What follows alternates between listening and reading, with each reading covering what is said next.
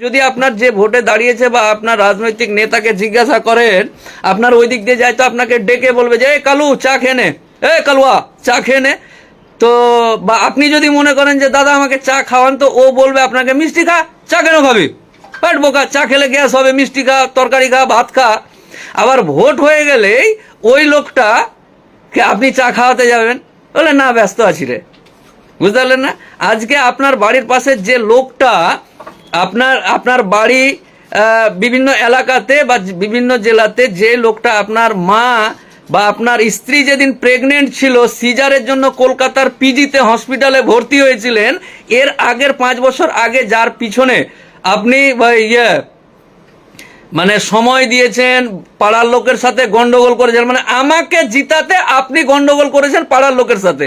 এবার আমি জিতে যাওয়ার পর যেদিন আপনার বউ প্রেগনেন্ট ছিল, সিজার করার জন্য কলকাতার পিজিতে ভর্তি হয়েছিল, 1 বোতল রক্ত লাগবে, আমাকে আর খুঁজে পাননি। বুঝতে পারলেন না? আজকে আমি গিয়ে আপনার পাছাটা ধুয়ে দেবো, আপনার রাস্তায় কি আছে দেখে দেবো।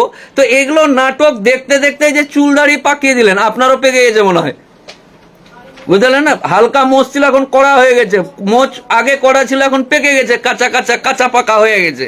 তবুও জেনে শুনেও, অতএব আমার যেটা অনুরোধ, গোটা রাজ্যের সমস্ত ইয়াং তরুণ যুবক, ভোট এসছে মানে কিছু হয়নি, তোমার কিছু হয়নি, মাথা খারাপ করার দরকার নাই। যেটা নিয়ে ব্যস্ত ছিলে, যেটা নিয়ে ইনকাম করবে, যেটাতে দাঁড়াতে পারবে, সেই কাজটা করবে। কোনো দরকার নেই কারো পিছনে ঘোরার। আজ অব্দি ঘুরে যদি বড়লোক হওয়া যেত বা আপনার পরিবার উন্নত হতো, তাহলে আমাদের মতন ঘোরার সময় কম আছে নাকি? আমরা ঘুরতাম। আমি ঘুরি না, তুই ঘুরবি, তেরিকা। আমি ঘুরলে আমাকে পাত্তা দিবে নেতারা, সেটা যে রাজনৈতিক দল হোক, সিপিএম, কংগ্রেস, তৃণমূল, বিজেপি, যার পিছনে আমি ঘুরবো তাহলে আমি লাভ পাবো। এই ন্যাংটা কালুয়া কালঠু, তুই ঘুরলে 20 টাকা ছাড়া কিছু পাবি না। তো আমি এত শিক্ষিত, আমি এত বুঝি, আমি গোটা ভারতবর্ষ ঘুরেছি, আমি রাজনৈতিক নেতার কথাতে উঠবও না, বসবও না, ঘুরবও না। জয় হিন্দ, বন্দে মাতরম, জয় বাংলা, জয় শ্রীরাম কিচ্ছু বলবো না। অথচ আমার ব্যবসা ভালো চলবে, অথচ আমার কাজ চলবে, সবই চলবে। কিন্তু আমাদের এলাকার ছেলে যে দৌড়াতে দৌড়াতে এসে বলল যে দাদা টিকিট পেয়েছে। কোন দাদা রে? তো মনে হচ্ছে মায়ের পেটের ভাই, একটা পেট থেকে হয়েছে। যারা গরিব তারা নিশ্চয়ই মানুষকে সম্মান দিতে জানে, ভালোবাসা দিতে জানে, তারা দাদা টিকিট পেয়েছে বলে খুশি। কিন্তু ইলেকশনের পর, জিতে যাওয়ার পর, ওই দাদা তাকে গরিব বলে বাড়িতে ঢুকতে দেবে না। বাড়িতে ঢুকতে দিল, বলবে বাইরে দাঁড়া, আসছি। বাড়িতে গিয়ে চেয়ারটা টেনে বসতে দিবে না। বুঝতে পারলেন না? সালাউদ্দিন বা যারা ভিডিওটা দেখছে, শেয়ার করে দাও, পুরা শেয়ার করে দাও। এলাকার কোনো লোক, আমি ঘুরি না, তুই ঘুরবি, আচ্ছা।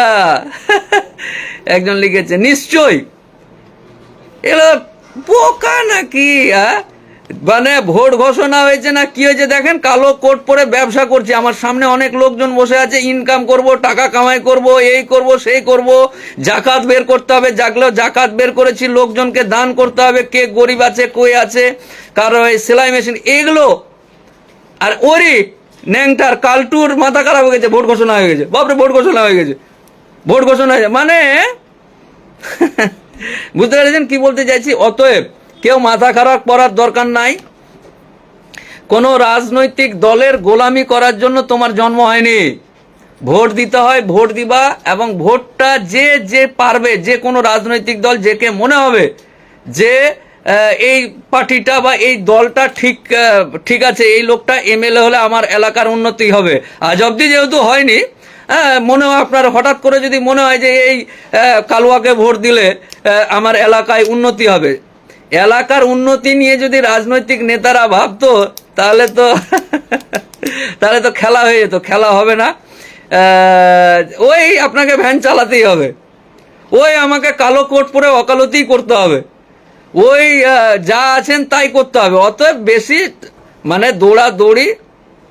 তোমার সাথে কিছু কথা আছে ইম্পর্টেন্ট, দাঁড়া, এখন বড় ইম্পর্টেন্ট কথা চলছে।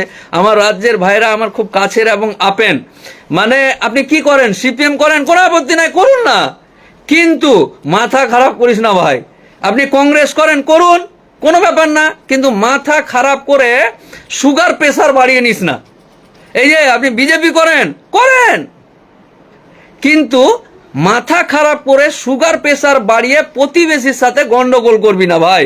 একজন উকিল হিসাবে আমি বলছি, আমাদের কাছে এখানে প্রত্যেক দিন এসে লোকজন কাঁদে যে ভোটের সময় উমুক করেছিলাম, গাড়ির কাঁচ ভেঙে দিয়েছিলাম, জানলা ভেঙে দিয়েছিলাম, উমুক করেছিলাম, নেতাকে জিতাতে। তার নেতারা দুদিনের পর ওই কেস চলবে 22 বছর, আর নেতারা দেখবে দুদিন, তাহলে মানে বাকি 21.5 বছর তোমাকে নিজে দেখতে হবে কেসটা, বুঝতে পারলেন না? আচ্ছা, আপনি তৃণমূল করেন, ঠিক আছে, মাথা খারাপ করার দরকার নাই, ভোট দেওয়ার আছে দিবেন। পার্টি করেন সুষ্ঠু সুন্দরভাবে, মানে আপনি বিজেপি করেন মানে তৃণমূলের সাথে গন্ডগোল করার দরকার নাই, আপনি তৃণমূল করেন মানে বিজেপির সাথে গন্ডগোল করার দরকার নাই, আপনি সিপিএম করেন মানে পার্সোনাল ব্যক্তিত্বর সাথে গন্ডগোল করার দরকার নেই। কোনোভাবেই সুসম্পর্কটা নষ্ট করবেন না, সুসম্পর্ক নষ্ট করবেন না। এই সম্পর্কগুলো খুবই, আচ্ছা ধরুন আপনি আমাকে যতই ভালোবাসেন, একবার যদি আপনি গাল দিয়ে দেন আমাকে, তাহলে ওই গালটা আমার মৃত্যুর আগের দিন পর্যন্ত মনে থাকবে। শামসি কলেজে পড়তাম মালদায় আমি, বুঝলেন, তখন আমি কংগ্রেসের ছাত্র পরিষদ করতাম। এসএফআইয়ের এক লিডার আমাকে শামসি কলেজে, তখন চারিদিকে প্রিয়রঞ্জন দাস মুন্সি বেঁচে ছিল, শামসি কলেজে পড়তাম, ছাত্র পরিষদের লিডার ছিলাম আমি, 4-5 জন ছিল, তার মধ্যে আমি একজন। আর তখন এসএফআইয়ের সব ইউনিয়ন, তো এসএফআইয়ের নেতারা আমাকে পুরো ক্যান্টিনে ধরে একদিন এরকম করে ঘুরে দেখলাম, 3-4 জনের চেহারা দেখলাম। তো ওই 3-4 জনের চেহারা আজ অব্দি আমার মনে আছে। তখন মোচ গাজেনি, এখন মোচ পাকতে লেগেছে, তবুও মনে আছে। কারণ যে কোনো মানুষকে আপনি যদি আঘাতজনিত কথা বলেন, আপনি যদি আঘাত করেন, তাহলে ওটা ভুলবে না। এবার ওই 4 জনের মধ্যে একজনকে 3 বছর পর আমার এলাকাতে পেয়েছি। এসএফআইয়ের সময়, কলেজে পড়ার সময় যে গন্ডগোলটা হয়েছিল, ওই গন্ডগোলে মুখটা ঘুরিয়ে যাকে চিনতে পেরেছিলাম 4 জনকে, তার মধ্যে একজন দেখছি আমার বাড়ির পাশে ঘুরে বেড়াচ্ছে। বুঝলেন না? কি একবারে এই করে দেওয়া যেত, কিন্তু না, আমি আজকে যদি ওকে এই করে দিতাম, তাহলে ও ফের 3 বছর পর আমাকে দেখতো, তখন ও ফের আমাকে, মানে এই করি, বেঁচে আছি মানে ঝগড়া গন্ডগোলই করতে থাকি নাকি। অতএব ঝগড়া গন্ডগোল কোনো কিছুর ব্যাপার নেই। ইলেকশন ডিক্লেয়ার হয়েছে, ভোট হবে, এটা নর্মাল জিনিস। একজন এমনভাবে করছে ফেসবুক আর সোশ্যাল মিডিয়াতে, মনে হচ্ছে যে বাপের জন্মের প্রথম এই ভোট হচ্ছে নাকি। কিচ্ছু হয়নি, নর্মাল জিনিস। সূর্য যেমন উঠছিল তেমন ডুববে, যেমন পৃথিবী চলছিল তেমন চলবে, আপনার কিছু হয়নি। আপনার দায়িত্ব, আপনি কেলটু মানুষ, গিয়ে ভোটটা টিপে দিলেন, যেটাকে ভালো লাগলো সেটা। বাকিটা কেউ আপনার জামাইবাবু না, কেউ আপনার দুলাভাই না, কেউ আপনার শালাবাবু না, আপনি নেতারা, বুঝতে পারলেন? তাই সকলেই ভালো থাকুন, সুস্থতা বজায় রেখে সুন্দর সুষ্ঠুভাবে আপনি যেই রাজনৈতিক দল করেন না কেন, কোনো আপত্তির ব্যাপার নাই। সিপিএম করলে কংগ্রেসের সাথে কথা বলে না, কংগ্রেস করলে সিপিএম এর সাথে কথা বলে না, বিজেপি করলে তৃণমূলের সাথে কথা বলে না, তৃণমূল করলে বিজেপির সাথে কথা, এটা কেমন বন্ধুত্ব? একই সাথে বড় হয়েছি, একই এলাকায় বাড়ি, শুধু পার্টিটা আলাদা করে বলে হিংসামু করছে। যাকে যেটা ভালো লেগেছে সেই রাজনৈতিক দলটা করুক না রে বাবা, করার মতন করো, উন্নয়ন করব, আমাকে ভোট দিয়েন দাদা, নমস্কার, আমি উন্নয়ন করব, আপনার বাড়ির ওই কালভেটটা করে দেবো, আপনার বাড়ির ড্রেনটা সাফ করে দেবো, বলো না। তুই কেন এটা করলি, প্লিজ দয়া করে। না হলে আমাদের মতন কালো কোটের কাছে আসলে যেইটুকু আছে ভ্যানটাও কেড়ে নেব, ভ্যানটা বন্ধক রাখিয়ে টাকা নিয়ে মামলা লড়বো, বুঝতে পারলেন না? বোঝাতে পারলাম? ভোট কোথায় হবে, হিয়ারিং, ওটা নিয়ে পরে বলছি। আমি কি আমার ইয়াং তরুণ বন্ধুদেরকে বোঝাতে পারলাম, ভাইদেরকে বোঝাতে পারলাম যে বেশি মাথা খারাপ করার দরকার নেই রে বোকা, ওরা সব এক, ওরাই লাভবান হবে। ওর স্করপিওটা পুরাতন হয়ে গেছে, নতুন হবে, খালি জেতার পরের দিনই নতুন স্করপিও। আর তোর ভ্যানটার হাওয়াটা পড়ে যাবে, 3 দিন চালাবি না। এই যে 3 মাস ভোট হবে বা 1 মাস ভোট হবে, তুমি তো ভ্যান চালাবে না, ভ্যান ফেলে দিয়ে নেতার পিছনে ঘুরে বেড়াচ্ছিস। তো ভ্যানটা 1 মাস বা 20 দিন পড়ে থাকলে হাওয়াটা বা পাম্পটা যে পড়বে ওটার টাকা পাবি না বোকা, চিনতে পারবে না ভোট হয়ে গেলি। 4 তারিখের পর আবার তুই কে মুই কে। এই যে এখন দৌড়াদৌড়ি করবেন, রাত জেগে করবেন, ঝগড়া করবেন, গন্ডগোল করবেন, আমার সাথে করবেন, আমার দাদুর সাথে করবেন, এই যে করলেন, এই করার পর 4 তারিখের পর আপনি ওই পাম্প পড়ে যাবে, আপনাকে চিনতে পারবে না। এর আগে আপনার বাপকে চিনতে পেরেছিল? আপনার বাপ কি কম খেটেছিল বিজেপির জন্য? আপনার বাপ কি কম খেটেছিল তৃণমূলের জন্য? আপনার বাপ কি কম খেটেছিল সিপিএম এর জন্য? আপনার বাপ কি কম খেটেছিল কংগ্রেসের জন্য? তা আপনার বাপকে পাত্তা দেয়নি, আপনাকে পাত্তা দিবে মানে আপনি মঙ্গল গ্রহ থেকে এসেছেন, এলিয়েন হয়ে গেছেন নাকি? বুঝতে পারলেন না? পার্টি পুটির ব্যাপার না, যে যা রাজনৈতিক দল করে ভালো করে করবে, কিন্তু কোন রকম গন্ডগোল না করে, এই করে সুসম্পর্ক বজায় রেখে, কারো প্রলোভনে, কারো উস্কানিতে পড়ে চুলকে দিলেন, তা আপনি চুলকে যাবেন। বোঝাতে পারলাম? ভালো থাকেন। আরে শুভ রয়, থ্যাংক ইউ। রায়বাবু, বর্মন বাবু যারা আছে সবাইকে বলছি ভিডিওটা শেয়ার করার জন্য। Mahato, Mithun Mahato, thank you, I love you. Mithun Mahato, Jamal Hossain, এই জামাল শেয়ার করেনি কেন? এখনো দেখতে পাচ্ছি না শেয়ারের অপশনে, ব্যাপারটা কি রে? হ্যাঁ, ওকালতি বাদ দিয়ে সময় বের করে আমার ভাইদেরকে জাগাচ্ছি, তারা এখনো শেয়ার করে। যাই হোক, খুব ভালো থাকেন। মুশাররফ, সবাই, মুশাররফ, রহমত, দাসবাবু, রায়বাবু, চ্যাটার্জি বাবু, হুসেন বাবু, মোল্লা বাবু, কাঠমোল্লা বাবু, সবাইকে বলছি, সবাই যে যে রাজনৈতিক দল করেন বেশি মাথা খারাপ করার দরকার নেই। একেবারে জান টান দিয়ে আই করেগা ওয়া করেগা, তুমি কুছ নেই পায়েগা।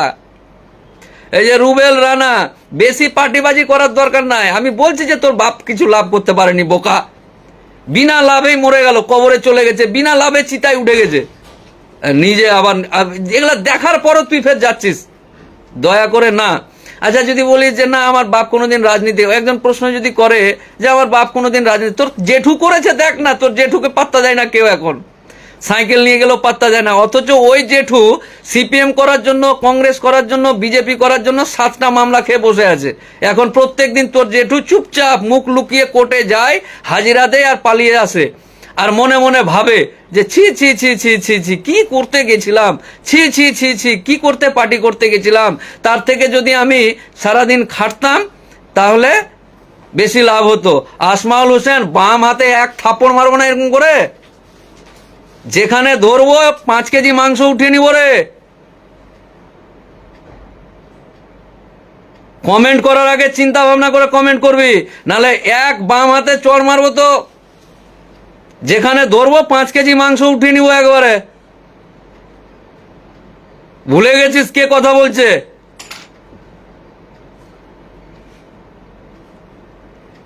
কমেন্ট করার আগে ভাববি যে কার সাথে কথা বলছিস, কার ফোনে কমেন্ট করছিস। পছন্দ লাগবে না বেরিয়ে চলে যাবি, উল্টা পুল্টা কমেন্ট করবি তোর আজকেই আমি তোমাকে ওপেন বলছি, 1 সেকেন্ডের মধ্যে তোমার আইডিটা নিয়ে দিব, রাত 2টার মধ্যে লকআপে গিয়ে বসে থাকবি। দিস ইজ মোফাক্কেরুল ইসলাম। আজকেই এক্ষুনি লিঙ্ক বার করে, কমেন্টটা বের করে, লিঙ্কটা বার করে সাইবারে দিব, ঠিকানাটা নিব, ওসিকে ফোন করব, রাত 2টার মধ্যে লকআপে বসে থাকবি, বোর সাথে ঘুমাতে পাবি না। ইয়ার কি মারার জায়গা বাজ না।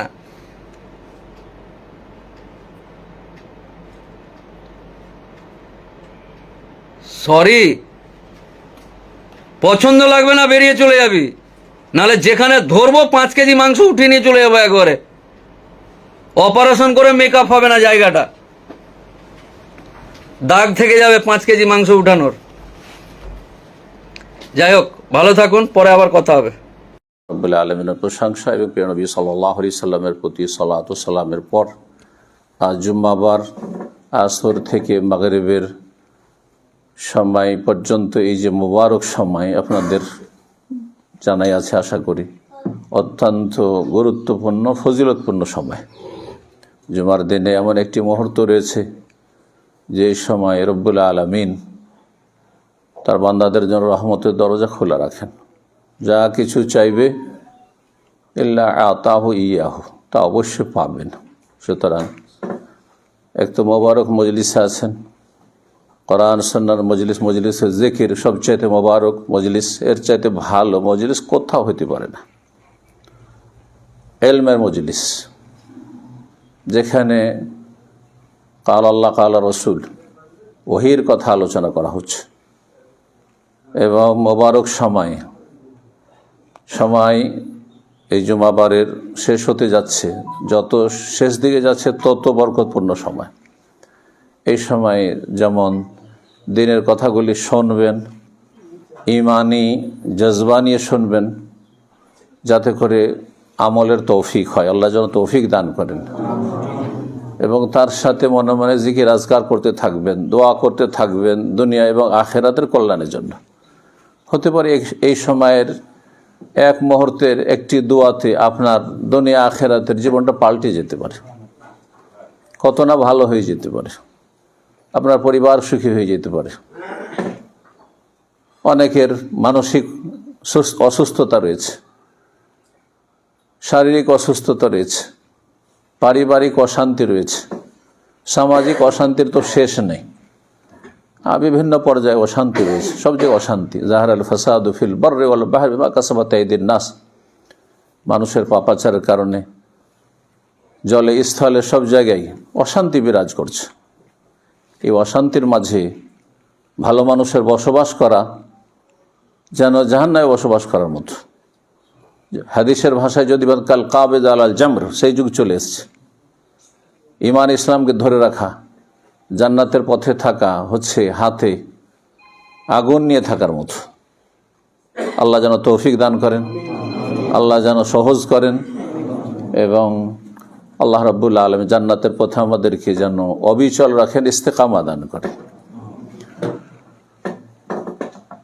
এই সময় আমরা এখানে দোমোহনা আমাদের এটি মসজিদ, বিশেষভাবে বলা যেতে পারে যে পারিবারিক মসজিদ, আর তার সাথে আমাদের পাড়া প্রতিবেশী যা রয়েছে সবার মসজিদ আল্লাহর ঘর।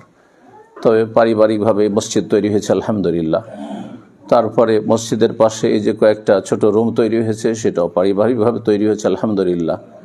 আমরা চেষ্টা করছি যে পারিবারিকভাবে কিছু দিনের খেদমত করা যেতে পারে, যার মাধ্যমে সাদকা জারিয়া হতে পারে আমাদের জন্য, আমাদের বাবা মায়ের জন্য, আর তারপরে বাবা মা যারা রয়েছে তাদের জন্য, আর তার সাথে সকল মুমিন মুমিনাতের জন্য।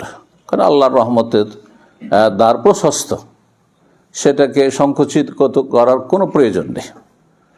যখন রাসূলুল্লাহ সাল্লাল্লাহু আলাইহি ওয়াসাল্লামের কাছে এক বেদুইন আসার পর রাসূলুল্লাহ সাল্লাল্লাহু আলাইহি ওয়াসাল্লাম আখলাক ব্যবহার খুব ভালো দেখলো, আর সাহাবায়ে কেরামদের সাথে রাসূলুল্লাহ সাল্লাল্লাহু আলাইহি ওয়াসাল্লামের ব্যবহারের তফাৎ দেখলো। যদিও সাহাবায়ে কেরামদের আখলাক ব্যবহারে কোনো ত্রুটি ছিল না, কিন্তু ভালোর চাইতে অতি ভালো, ওয়া ইন্নাকা লাআলা খুলুকিন আযীম, এই পার্থক্য যখন সে অনুভব করলো, সে প্রভাবিত হল রাসূলুল্লাহ সাল্লাল্লাহু আলাইহি ওয়াসাল্লামের মহৎ চরিত্র থেকে। আর তারপরে নামাজটা পড়ে তার সংকীর্ণ চিন্তা চেতনা নিয়ে সে বলল, আল্লাহুম্মা আরহামনি ওয়া মুহাম্মাদান ওয়ালা তারহাম মা'না আহাদা। আল্লাহ আমার উপর রহম করো আর মুহাম্মদ সাল্লাল্লাহু আলাইহি ওয়াসাল্লামের রহম করো, আর এই যে সব রয়েছে না এদের কার উপর রহম করিও না তুমি। বুঝতে পারছেন না? হ্যাঁ, এটা হচ্ছে সংকীর্ণতা। এই সংকীর্ণতা কিন্তু আমাদের সমাজে আছে, আমাদের পরিবারে আছে, ঘরে ঘরে ঢুকে আছে, মগজে মগজে ঢুকে আছে। সামান্য কিছু ভুল বোঝাবুঝি হইলেই, আমাদের সামাজিক অবস্থার কথা বলছি, যেখানে আপনারা বসবাস করছেন, পারিবারিক অবস্থার কথা বলছি, ভাই বোনদের সাথে সম্পর্কের কথা বলছি, আত্মীয় স্বজনদের সাথে সম্পর্কের কথা বলছি, পাড়া প্রতিবেশীর সাথে সম্পর্কের কথা বলছি। একেবারে সংকীর্ণ চিন্তা চেতনা, সামান্য কিছুতে তিলকে তাল করে শত্রুতা আর মতো পরিবেশ তৈরি করে ফেলে। তো এমনটা কিন্তু একটা জাহেলের কাজ, একটা অজ্ঞ মানুষের কাজ, একটা আমলদার ভালো মানুষের কাজ নয়। লাকাদ তাহাজ্জারতা ওয়াসিআন, রাসূল বললেন যে তুমি আল্লাহর প্রশস্ত রহমতকে তুমি সংকুচিত করে ফেললে, সংকীর্ণ করে ফেললে। আল্লাহ যদি সারা দুনিয়াকে রহমত দিয়ে উদ্ধার করে দেন, তাহলে আল্লাহর কিছু কমে যাবে? কিন্তু তুমি দোয়াতে বলে আল্লাহুম্মা আরহামনি ওয়া মুহাম্মাদান ওয়ালা তারহাম মা'না আহাদা, আল্লাহ আমি আর মুহাম্মদ সাল্লাল্লাহু আলাইহি ওয়াসাল্লাম, আর কাউকে দিও না তুমি। এটা কেন করলে তুমি? তা আমি এই হাদিসটি দিয়ে যেমন একটি মেসেজ দিতে চাইলাম যে আমাদের যাতে করে মনে উদারতা আসে, যে আমরা সবাইকে নিয়ে চলব, এবং মানুষ মাত্রে সবার ভুল আছে, শুধু আপনাদের না, আলেম ওলামাদেরও ভুল ত্রুটি আছে, কিন্তু কারো ভুলকে বড় করব না এবং ভুলের ঊর্ধ্বে কাউকে মনে করব না, আর ভুল হলে তার সম্পর্কে নেগেটিভ ধারণা রাখবো না, ইতিবাচক হব। যে কোনো বাহ্যিক দৃষ্টিতে কোনো ভুলের ভালো ব্যাখ্যা হতে পারে, যেটা ভুল আপনার মনে হচ্ছে তার ভালো ব্যাখ্যা হতে পারে, সে ভালো ব্যাখ্যা নেওয়ার চেষ্টা করব, সুধারণা রাখার চেষ্টা করব।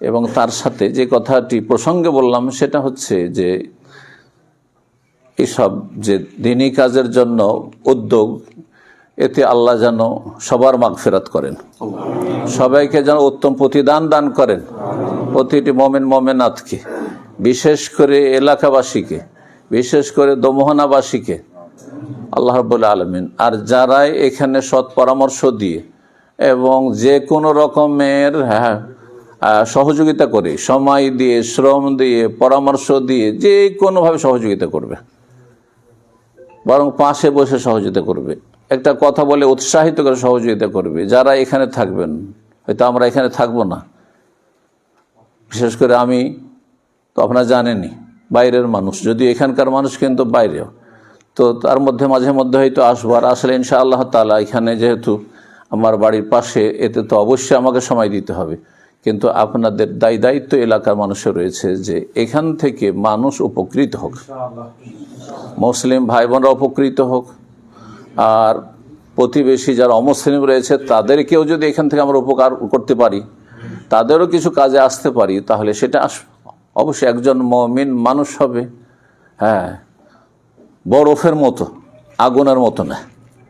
আগুন কোথাও থাকলে আশপাশকে জ্বালিয়ে দেয়, অশান্তি সৃষ্টি করে, ভীত সন্ত্রস্ত করে। আর বরফ যদি কোথাও থাকে, আর গরমের সময়, প্রচণ্ড গরমের সময় যদি থাকে, তো আশপাশকে ঠান্ডা করে দেয়। একজন মুমিন মুসলিম, আপনি আমি প্রত্যেকে আমরা আলহামদুলিল্লাহ, আলহামদুলিল্লাহ জাআলানা মুসলিমিন, যে আল্লাহ আমাদেরকে মুমিন মুসলিম হওয়ার তৌফিক দান করেছেন, আল্লাহ পরকালে বিশ্বাসী হওয়ার তৌফিক দান করেছেন, আল্লাহ জন্মসূত্রে আমাদেরকে আল্লাহর মনোনীত দ্বীন দান করেছেন। এর চাইতে বড় নিয়ামত কিছু হইতে পারে না। এর মাধ্যমে আমরা শান্তি সর্বস্তরে প্রতিষ্ঠিত রাখার চেষ্টা করব, শান্তিকে অব্যাহত রাখার চেষ্টা করব, শান্তিকে কোথাও বিঘ্নিত হইতে দেব না, অশান্তিতে রূপান্তরিত হইতে দেব না, এবং আমরা শান্তির বার্তা নিয়ে আসবো। এটি হচ্ছে ইসলাম, আর এটি হচ্ছে আসসালাম, আল্লাহর নাম হচ্ছে আসসালাম। তো অল্প সময়ে, এই মাগরিব পর্যন্ত আমাদের সময়, এই সময়ের মধ্যে যে কথাগুলি বলবো তার জন্য আমি একটি ছোট্ট সূরা পাঠ করেছি, আশা করি মনে আছে আপনাদের। সূরা আল আসর। সূরা আসরে কোরআনে কারীমের যতগুলি বিষয়বস্তু রয়েছে, বরং কোরআনে কারীম যে উদ্দেশ্যে, যে বিষয় নিয়ে নাজিল করা হয়েছে, সবগুলো বিষয় সূরা আসরে রয়েছে, সবগুলো বিষয় রয়েছে। এই জন্য ইমাম শাফি রাহিমাহুল্লাহর উক্তি রয়েছে যে আল্লাহ রাব্বুল আলামিন যদি সূরা আসরই শুধু নাজিল করতেন, আর গোটা কোরআন নাজিল নাও করতেন, তো বান্দার উপর আল্লাহর হুজ্জত কায়েমের জন্য যথেষ্ট ছিল। যে ইন্নাল ইনসানা লাফি খুসর, প্রথম সময়ের শপথ, সময়ের গুরুত্ব দেখানোর জন্য। আর সময়ের যে কত গুরুত্ব, এটা এখন না বুঝলেও পরকালে বুঝবেন, এখন না বুঝলে হাসরের মাঠে বুঝবেন যে আমি একটা মুহূর্ত নেকি ছাড়া, ভালো কাজ ছাড়া কেন আমি ফালতু কাটিয়েছিলাম। সময় এত গুরুত্বপূর্ণ, এত গুরুত্বপূর্ণ যে কিয়ামতের মাঠে কয়টি সওয়াল হবে? 5টি। জি, কোনো রিওয়ায়াতে 4টি রয়েছে, কিন্তু তাতে 5টি রয়েছে, মানে একটা বিষয় সম্পর্কে 2টি প্রশ্ন রয়েছে, তাই না? তার টোটাল 5টি প্রশ্ন। লান তাজুলা কাদামা আবদি ইয়াউমাল কিয়ামাত হাত্তা ইউসআলা আন খামস, 5টি। আন উমরিহি, বয়স সম্পর্কে, আয়ু সম্পর্কে, 60 বছর, 70 বছর, 80 বছর দুনিয়ায় থাকবেন, ছিলেন, যারা দুনিয়া থেকে চলে গেছেন, এই গোটা বয়সটা সময় নয়, বয়সটা তো মানুষের প্রত্যেকের সময়। এই সময় সম্পর্কে 2টো প্রশ্ন। আরেকটি কি, ওয়ান শাবাবিহি, যৌবনের সময়কাল, গোটা গোটা আয়ুটা, আর বিশেষ করে যৌবনকাল। কারণ যৌবনকালে যে ভালো মানুষ হয়ে যেতে পারলো, সে বাকি সময় আশা করা যায় যে ভালো মানুষ হবে। এই জন্য আমরা মাদ্রাসা জীবন থেকে দেখে আসছি, ছাত্র জীবন থেকে দেখে আসছি, স্কুল মাদ্রাসা যাদেরকে চেনি, যারা ছাত্র জীবনে ভালো ছিল তারা এখন পর্যন্ত ভালো। তারা ছাত্র জীবনে যারা বিভ্রান্ত হয়নি, পাপে জড়ায়নি, খারাপ পথে চলে যায়নি, তারা ভালো পথে আছে, মোটামুটি ভালো মানুষই আছে, জান্নাতের পথে আছে। কিন্তু যৌবনকালে যারা বিভ্রান্ত হয়েছে তাদের ইউটার্ন করে ফিরে আসাটা অনেক দূরের ব্যাপার। সেটা আল্লাহ রাব্বুল আলামিন খাস রহমত যদি হয় তাহলে ফিরে আসতে পারে, সিরিয়াস সময়কাল। আর তার সাথে এই যে ফিতনার যুগ, সোশ্যাল মিডিয়ার যুগ, এই যুগে একটা যুগ ছিল যখন সিনেমার যুগ ছিল, আর এই সব স্মার্টফোন এই সব দূরের কথা, কোনো মোবাইলই ছিল না।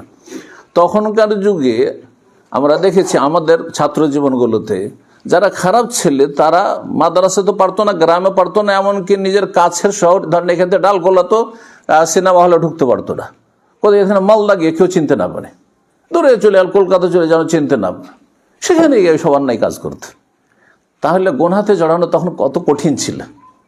কিন্তু এখন নিজের রুমে ঢুকে যত রকমের নোংরামি করে জাহান্নামে চলে যাচ্ছে, দুনিয়া নষ্ট করছে, যৌবন নষ্ট করছে, জীবন নষ্ট করছে, আর বাপ মায়ের হক নষ্ট করছে, স্ত্রীর হক নষ্ট করছে, ছেলে মেয়েদের হক নষ্ট করছে, আল্লাহর হক নষ্ট করছে, পরকালকে নষ্ট করছে, করছে না? চিন্তা করুন আপনি। ইযা খালা বিমাহারিমিল্লাহ ইনতাহাকুহা, নবী সাল্লাল্লাহু আলাইহি ওয়াসাল্লাম বলছেন যে কিছু মানুষ এমন আসবে যে যাদের পাহাড় সম পরিমাণ নেকি নিয়ে আসবে, নেকির কোনো ঘাটতি কমতি থাকবে না, কিন্তু সবগুলিকে আল্লাহ রাব্বুল আলামিন ধূলিকণার মতো ধূলিসাৎ করে উড়িয়ে দেবেন, কোনো মূল্যায়ন করবেন না সেসব নেকির পাহাড়ের। কেন? যখন তারা নির্জনে যেত, একাকী হইতো, যে কোনো জায়গায় যখন একাই আছে, স্ত্রীও নেই, মা বাবাও নেই, ছেলে মেয়েও নেই, বন্ধু বান্ধব নেই, ইযা খালা বিমাহারিম আল্লাহ, ইযা খালা বিমাহারিমিল্লাহ ইনতাহাকুহা, তখন হারাম কাজে জড়িয়ে যেত, ভাবে ডুবে যেত। নাসাল্লাহ সালামাত ওয়াল আফিয়া।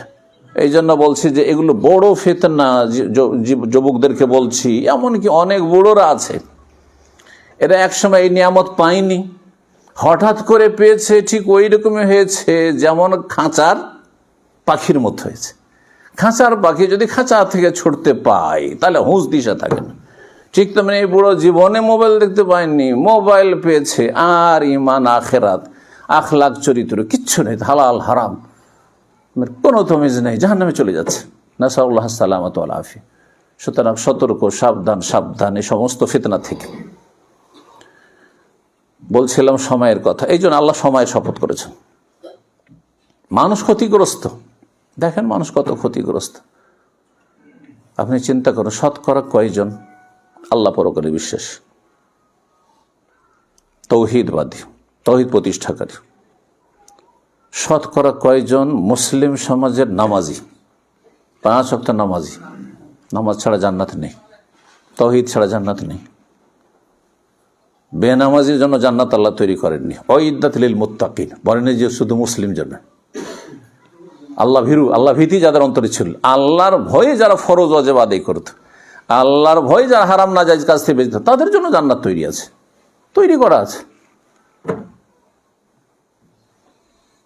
কতজন সৎ জীবন যাপন করে, কতজন হালাল রিজিক খায়, কতজন কাবিরা গুনাহ থেকে বেঁচে থাকে। কাবিরা গুনাহ ধ্বংস করে দেবে, কাবিরা গুনাহ জাহান্নামে নিয়ে যাবে। কতজনের এই ঈমান আছে যে আমি সুদি কারবারের ধারে কাছে যাব না। মৌলভী সাহেব, মাদ্রাসার পড়াশোনা, লোন নেবেন আপনি, আল্লাহকে ভয় করেন না আপনি, নিজের জীবনটা বলে ভয় করেন না আপনি। নবী সাল্লাল্লাহু আলাইহি ওয়াসাল্লাম বলেছেন ইজতানিবু সাবআল মুবিকাত, ধ্বংসাত্মক গুনাহ থেকে বেঁচে থাকো। আকলুর রিবা, সুদি কারবারের সাথে জড়ানো তোমাকে ধ্বংস করবে, তোমার পরিবারকে ধ্বংস করবে, তোমার ছেলে মেয়ের ভবিষ্যৎকে ধ্বংস করবে, তোমার রিজিককে ধ্বংস করবে, তোমার জান্নাতকে ধ্বংস করবে, কিচ্ছু লাভ হবে না। কি করবে এইসব পয়সা নিয়ে? কি করবে এইসব পয়সা নিয়ে? হারাম উপার্জন করে কখনো নেক সন্তান দিতে পারবেন না উম্মতকে।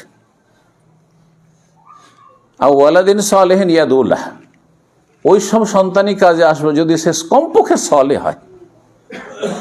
যদিও মুসলে হলে আরো ভালো ছিল আপনার জন্য, বরং আরো আপনার পরিবার, আপনি, আপনার সমাজ আল্লাহর আযাব থেকে নিরাপদ ছিল।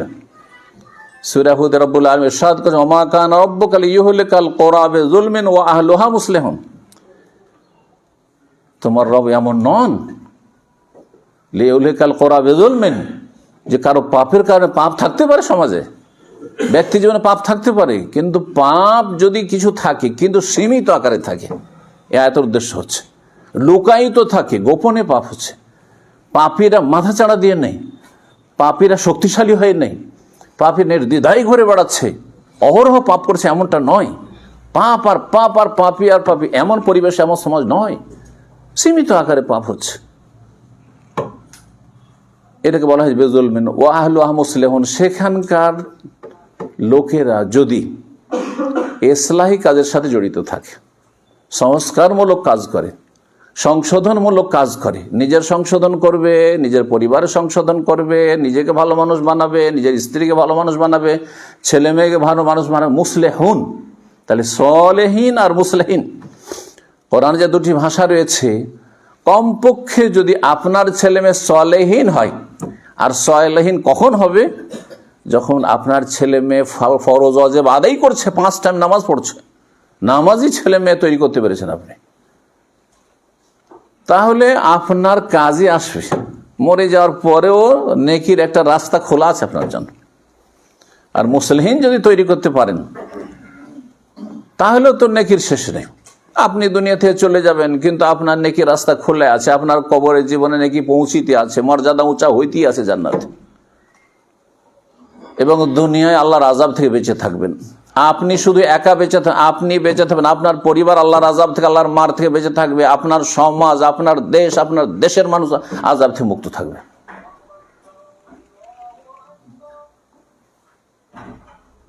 ইন্নাল ইনসানা লাফি খুসর বলছিলাম, মানুষ ক্ষতিগ্রস্ত। আমরা যাতে ক্ষতিগ্রস্তদের দলে শামিল না হয়, আল্লাহ যেন এই দোয়া কবুল করেন এই মোবারক সময়। আমরা সফলদের দলে, মুফলিহুন, আহলুল ফালাহ যারা, ফায়েজুন, কামিয়াব যারা, তাদের দলে আল্লাহ যেন আমাদেরকে শামিল করেন। ইল্লাল্লাযিনা আমানু, আল্লাহ বলছেন ইল্লাল্লাযিনা আমানু। ক্ষতিগ্রস্ত কারা না? এক, ওয়া আমিলুস সালিহাত ওয়া তাওয়াসাউ বিল হক ওয়া তাওয়াসাউ বিস সাবর। 4টি গুণ যদি থাকে, তাহলে ওই রকম মানুষরা ক্ষতিগ্রস্ত না।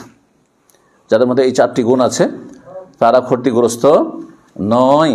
জি সম্মানিত ভাতৃমণ্ডলী, এই 4টি গুণের প্রথমটি অনেকে না বুঝে শুধু ঈমান দিয়ে ব্যাখ্যা করে দেয়। ঈমান অন্তরের কাজ না, ঈমান বিশ্বাস করে মেনে নেওয়া, এটা নাম ঈমান। অন্তরের কাজ না। কাজের আগে কি লাগে? যে কোনো কাজ করলে কি লাগে? নলেজ লাগে না? দুনিয়ার কাজ করেন আর আপনি দিনের কাজ করেন, যে কোনো কাজ করার আগে কি লাগবে? সে সম্পর্কে আপনার জ্ঞান লাগবে। এই জন্য সহিহ বুখারী নিয়ে একটু চিন্তা করে দেখেন। সহিহ বুখারী, ইমাম বুখারী রাহিমাহুল্লাহ ফিকহ, যে কোন জ্ঞানের কথা আল্লাহ কোরআনে বলেছেন, কোন জ্ঞান অর্জন করা ফরজ করেছেন,